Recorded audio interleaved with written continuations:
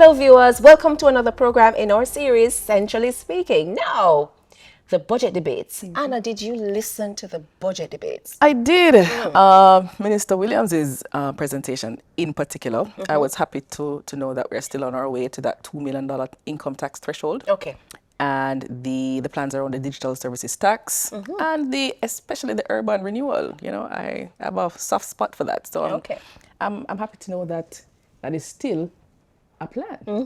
Yes, we all need to know what the government's financial plans are and how it affects all of us. Yes, so with that said, welcome again to your favorite television program and your favorite hosts, Centrally Speaking. The program, as you know, it opens up the conversation around important matters of economics and finance, matters of national importance that have an impact on your life. I'm Sheena. And I'm Anna. Glad you could join us once more, and welcome aboard to those of you who are joining for the very first time. You're late, but that's not bad. We invite you to stay with us. You're really going to want to pay attention today because we will be speaking with Senior Deputy Governor for Bank of Jamaica, Dr. Wayne Robinson. Yeah, he will be speaking on all things NIR, the Net International Reserves, and Bank of Jamaica's function as manager of the NIR. But before we hear from our guest, we want to hear from you. It's time for Street Check. Check, check.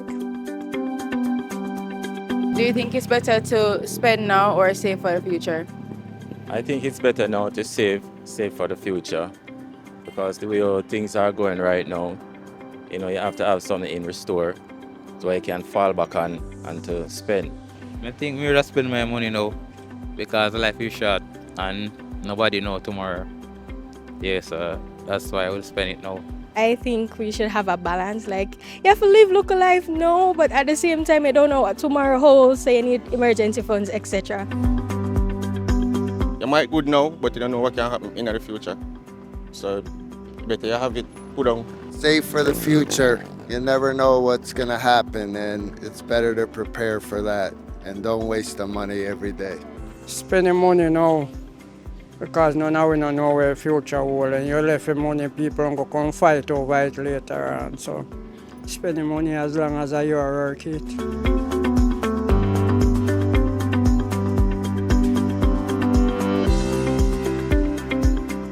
Some just love how I can always depend on in the streets enough to give good feedback. Couldn't go on with yourself. Yeah, that's true. Now come with us as we attempt to demystify economic matters so everyone can understand. All right, so for today, our guest, Senior Deputy Governor at Bank of Jamaica, Dr. Wayne Robinson. Welcome to Welcome. Welcome back. Oh, nice. Yeah. I'm always happy to be That's here. right. Resident advisor.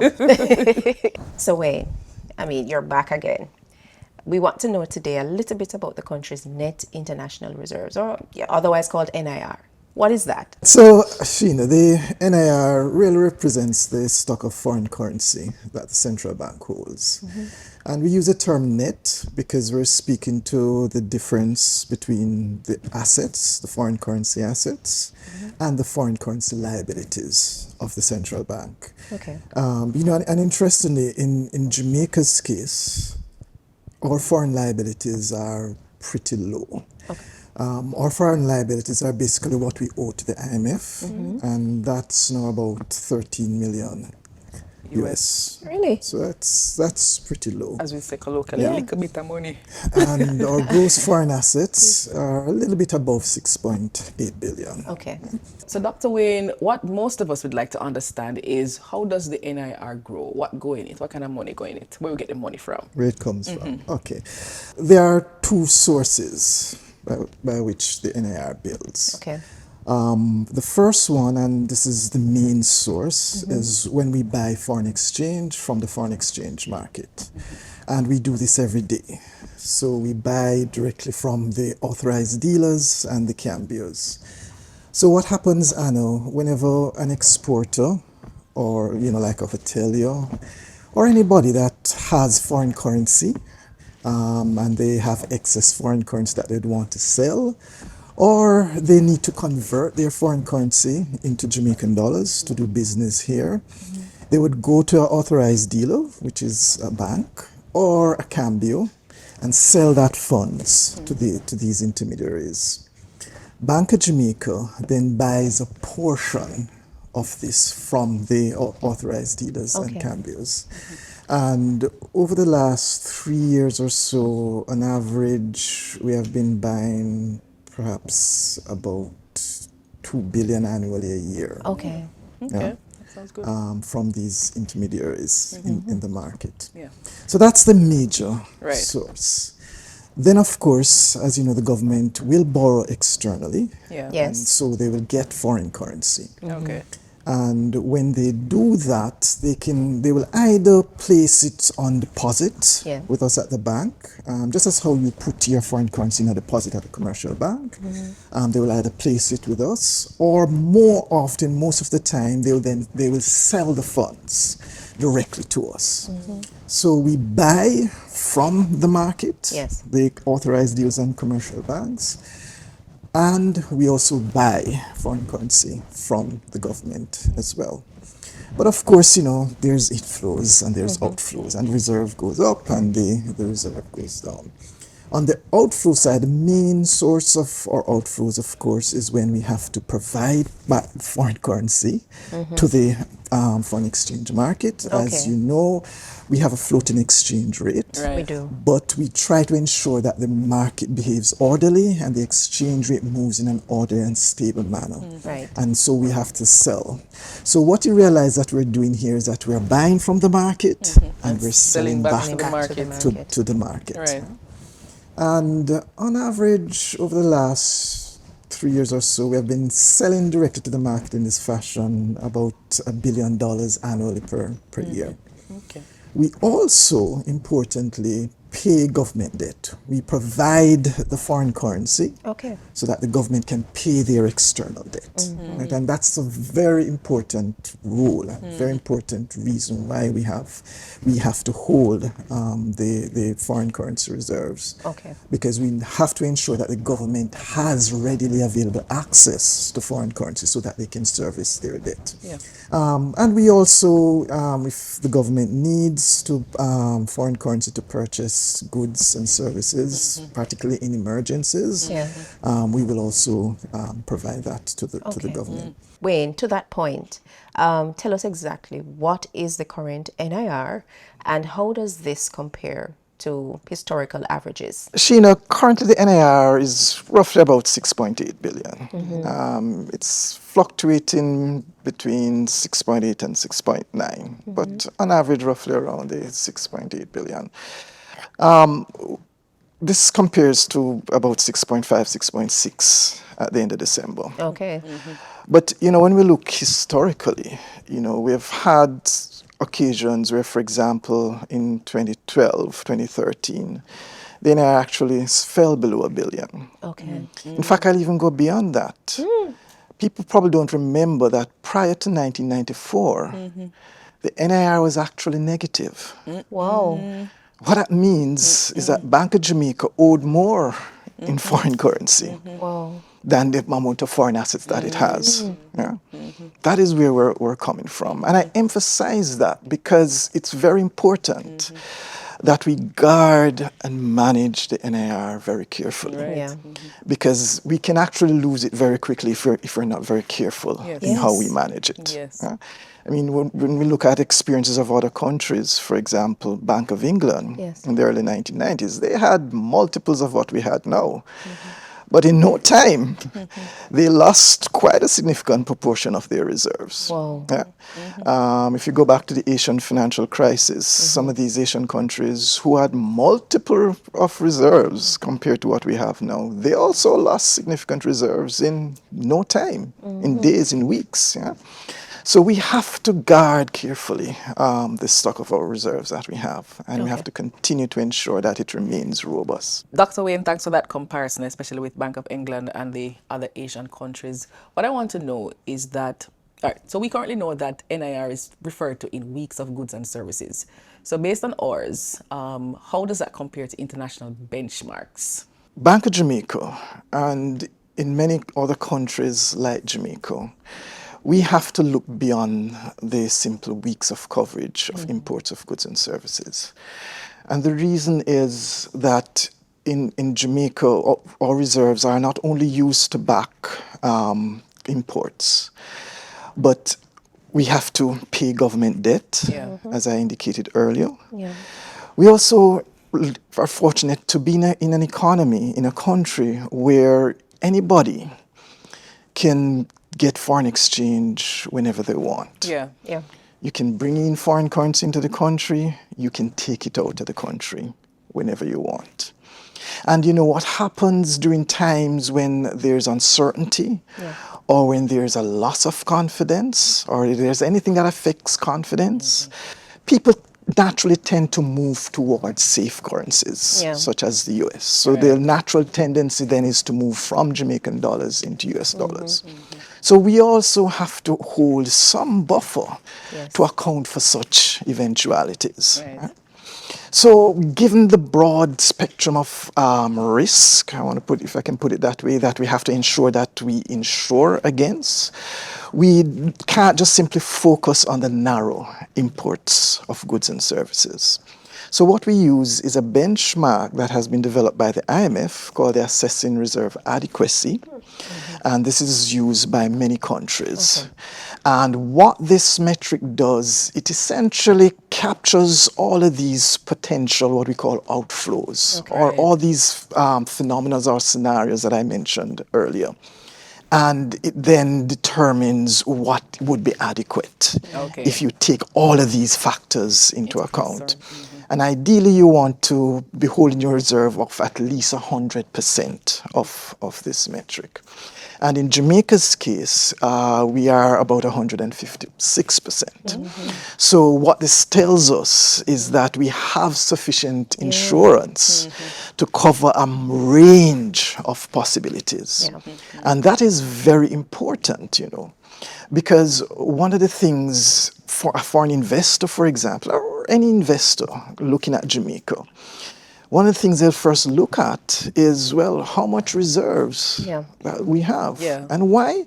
Because they want to know that once they do business here, if they need to move their funds, they can easily move it. The rating agencies, we always talk about Jamaica's ratings, which have been improving steadily over time. Well, one of the very first metric the rating agencies look at when they come to Jamaica is our foreign reserves. Because again, it gives an indication of our ability, the country's ability, to meet its external obligations. So the foreign reserves, it is an insurance, it is our savings as a rainy day, for a rainy day, as you said, Anna. But it also serves to underpin confidence in the Jamaican economy. Thank you, Wayne. We have lots more questions for Dr. Wayne Robinson at Bank of Jamaica, but it's time for a break. We're learning, though. We're learning that the NIR is like the country's savings account. Stay with us, though. More centrally speaking after this break.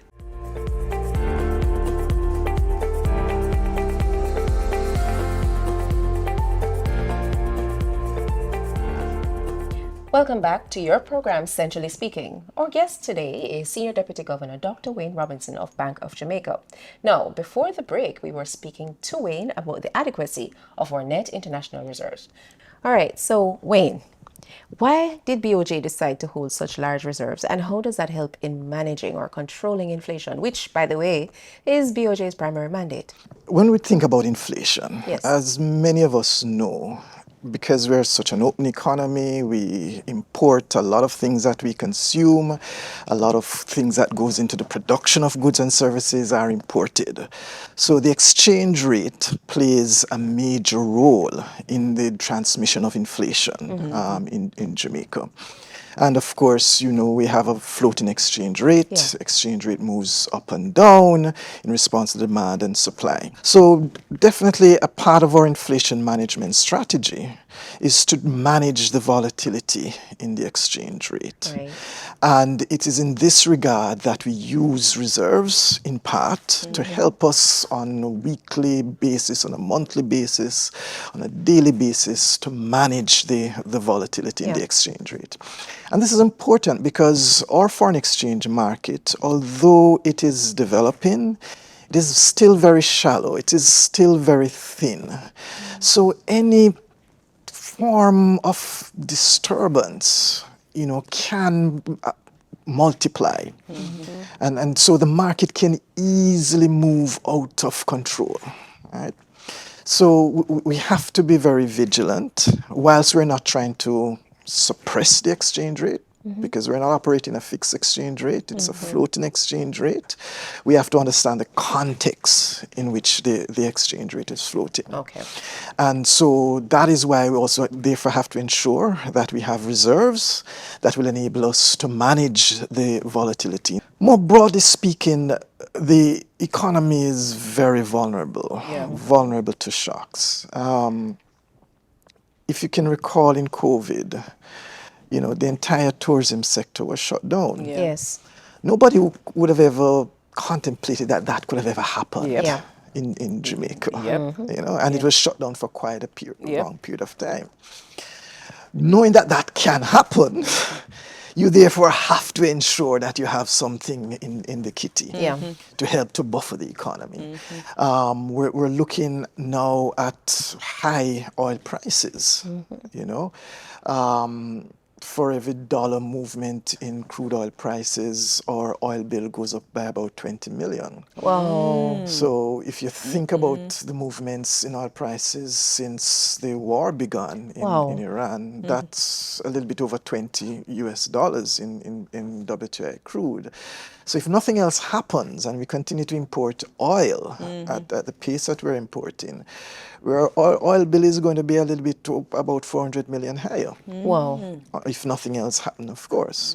So again, you see, we have to have a little money in the kitty that can help to buffer the economy when we get these shocks. Suppose it is that for the next 3 years we're pretty stable, no external shocks, and the NIR continues to build. Is there a point at which you stop building the NIR and, for want of a better term, divert the income from foreign exchange elsewhere? The operative phrase you use there is assuming things are stable. That's right, yeah, right. Unfortunately, that's just not the environment that we're in. We're in a very highly uncertain environment. There are rapid changes. There are a lot of volatility. And being a small, open economy, we are very vulnerable to a myriad of shocks. You want to elaborate on that for us? Right. Well, so as you know, over the past couple of years, we have been experiencing different types of shocks, whether it be geopolitical in nature, climatic, or whether it be climatic. And the thing about these occurrences, they are happening more frequently. And in larger degrees too. Yeah. Exactly. With greater intensity. Yeah. Exactly. Right? So, I mean, we're just in a highly uncertain environment. Right? So, what one would consider to be a sufficient level of reserves 5 years ago, or even 2 years ago, I mean, is not necessarily a sufficient level of reserves today. And may not even be a sufficient level of reserves tomorrow or next year. So what that means is that there's no static figure. Okay. We have to constantly evaluate. We have to constantly assess based on what is happening in the economic environment. What it would be an adequate level of reserves. People listening there said, all right, Dr. Wayne, I understand, but I'm going to ask a question that others are asking. Can the NIR be used for infrastructure, social development, debt reduction? That type of spending is a fiscal spending. Okay. That's the responsibility of the government. Yeah. The foreign currency reserves of the central bank is not a fiscal resource. Okay. Right? Typically, governments fund these from either taxes or borrowing. Right. But I want to go a little bit further just to explain in a little more depth. Our reserves, recall when you'd ask about how reserves accumulate. Right? By and large, we buy the foreign exchange. Okay. So for that foreign exchange to leave Bank of Jamaica, somebody else has to buy it back from us. Okay. We have to sell it. Okay. Okay, we can't just leave the central bank like that. One has to be careful about how resources leaves a central bank Right. and go into the economy. Okay. Okay. Right? Because if you just take the resources like that and dump it in the economy, what you'll be doing is putting more liquidity in the economy Push up inflation. that the Yeah. economy can't absorb. Yeah. And when you do that, that generates inflation. Inflation. Right? So when resources are moving from the central bank, ideally you want something else to come back in. Okay. Okay? So if we are going to give you an asset, Yeah. you have to give us back another asset Okay. Okay. as well. Okay? Okay. So the reserves are not fiscal resources, I said. These are foreign assets that we buy, and therefore it only leaves the central bank when we actually sells it. Okay. So if the government wants foreign currency from the central bank, the government has to buy it. Well, how exactly are the reserves held by Bank of Jamaica? How you hold on, Panit? Which account? Yeah. Bank of Jamaica by law is mandated to hold and manage the reserves Yes. of the country. And our approach is one of a prudent Okay. person approach. So they don't just sit here in the vaults of the bank. We hold it in assets Okay. abroad. And there are 3 principles that guides how we deploy the reserves. The first is safety. Yes. And by that we mean we preserve the principal value of the entire holding of our Okay. foreign assets.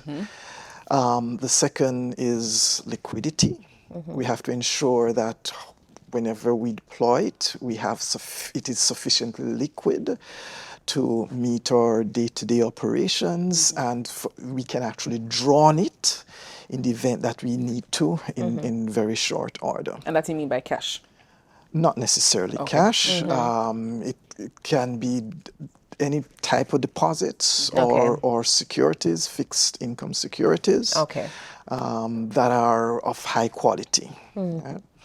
And then having met those 2, we then seek to look at how we can then maximize the returns on these assets, subject to the first 2 criteria. So the reserves are structured in what we call tranches. So a portion is held in what is called our working capital tranche, Okay. which allows us to do our daily operations. Ease of access, yeah. And then there is the liquidity tranche. This Okay. is the sort of precautionary savings tranche, which then allows us to draw whenever we need. And then beyond that, then there's the investment tranche, where we then try to get a little bit more returns on that component. But of course, all of the assets that we'll invest in have to be high quality investment grade assets. Yeah. And they have to be such that it can be liquidated within a reasonable time. So at this point, we do not invest in securities beyond 3 years at this point in time. And we typically, if it's not deposits that are held in highly rated institutions abroad, such as the Federal Reserves or the Bank for International Settlements, it will be invested in fixed income assets. Yeah. But again, these are all safe, high investment grade assets, because we have to preserve the capital of the country. And of course, there are strict guidelines, strict investment guidelines, and there are strict risk limits within which we have to abide. All right, Wayne, for those of us just joining, I want you to, for their benefit and ours, our continued benefit, reinforce the link between stability in the foreign exchange market and the reserves that are managed by Bank of Jamaica? A part of that stability reflects Bank of Jamaica's proactive stance, Okay. Yeah. right, in the foreign exchange market. And we can only have that effect if we have robust reserves. Okay. Okay. Also, as well, the economy has been improving. The economy has been stabilizing. The external accounts, the balance of payments have been improving. Over the past 3 years, certainly prior to Melissa, the current account of the balance of payments have been in surplus. And for about 3 years consistently. That's not something that we're accustomed to in Jamaica when you look back at Jamaica's history. Yeah. And what that means is that the economy is earning and generating more foreign exchange than the amount of foreign exchange that it pays out. That is good. And that has also helped to underpin the relative stability Yeah. in the exchange rate. Okay. And as well, if you fall in the discussion, it was also underpinned the rise in our reserves. Yes. Dr. Wade, as usual, you've taught us so much and shared so much. Is there anything else you'd like our viewers to understand or know? We have to therefore remain steadfast and focus on sound policies. And Bank of Jamaica will continue to remain focused on its mandate of price stability and financial system stability. And in that regard, the public can be reassured that we will continue to deftly manage inflation and will continue to manage the reserves of the country Yes. so that Jamaica can continue to exhibit a very stable economic framework that will then create the basis for continued growth. As always, it's great speaking with Dr. Wayne Robinson, Senior Deputy Governor at Bank of Jamaica. We learned so much in this episode. But stay tuned, your favorite TV show, Centrally Speaking, back after the break.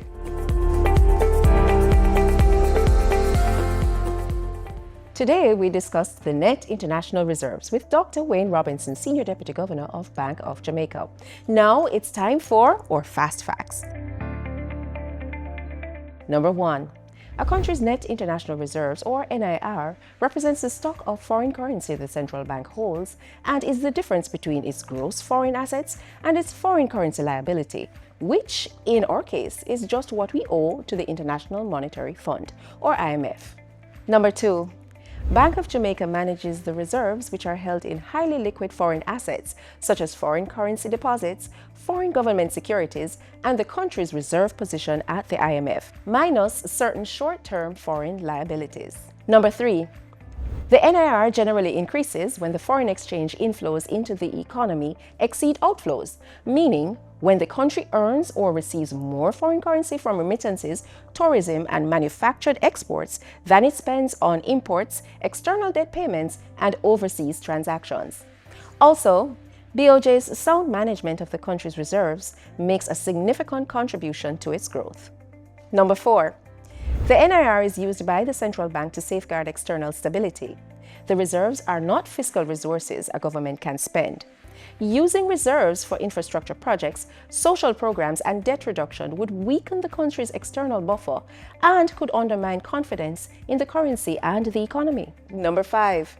Maintaining adequate and strong reserves help to promote macroeconomic stability, which is an essential condition for sustainable growth, investment, and job creation.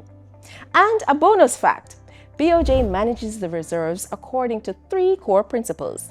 Safety, to ensure the principal value of reserves is maintained and risk is minimized.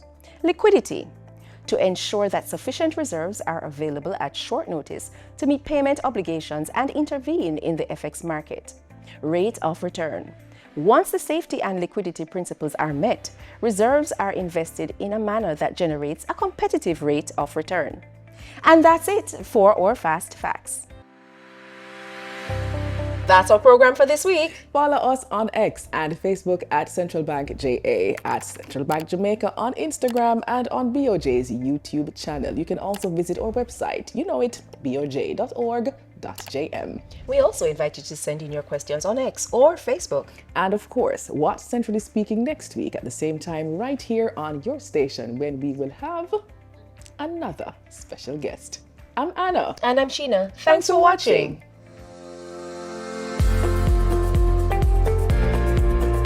Centrally Speaking is a production of Bank of Jamaica.